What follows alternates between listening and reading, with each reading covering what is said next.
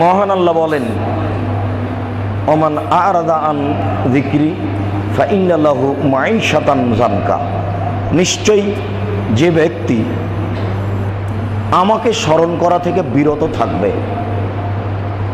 আমি যে সৃষ্টিকর্তা আমাকে ডাকবে না, আমাকে স্মরণ করা থেকে বিরত থাকবে, ফাইন্না লাহু মাঈশাতান যানকা, তার জীবিকা নির্বাহ হবে অতীব দুঃসাধ্যপূর্ণ, অতীব সংকীর্ণ। এই পর্যন্ত আয়াতের অনুবাদে পরিস্থিতি দুনিয়াতেই যদি হয় তাহলে বাস্তব বুঝতে পারি না, তার জীবিকা নির্বাহ সংকীর্ণ হবে এইটা আমরা বাস্তবে তেমন বুঝতে পারি না। কেননা যারা আল্লাহকে ডাকে না, যারা মানে না, তাদের অর্থের অভাব নেই, তারা ভালো ভোগবিলাসী জীবন যাপন করছে।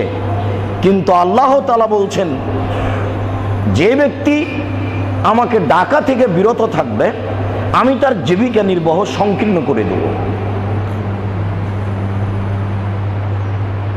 এই আয়াতের অর্থ যদি পার্থিব জগতেই ধরে নিই তাহলে অর্থ বেশি হলেও মানব জীবনে যে একটা মানবিক শান্তি আছে সেটা সে ভোগ করবে না।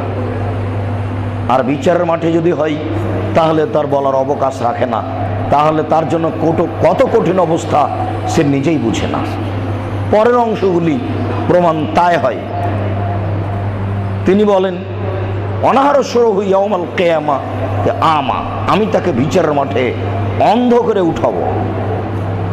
তাহলে এক শ্রেণীর মানুষ বিচারের মাঠে অন্ধ অবস্থায় উঠবে, চোখে দেখবে না।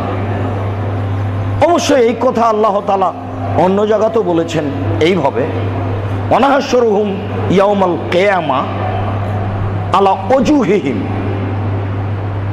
সুম্মু বুকমু উমিয়ুম সুম্মা। অবশ্যই আমি তাকে বিচারের মাঠে, অবশ্যই আমি তাদেরকে বিচারের মাঠে উল্টা মুখে উঠাবো। মুখ থাকবে নিচের দিকে, পা থাকবে উপরের দিকে, তারা হবে চোখে অন্ধ, কানে বধির, মুখে বোবা।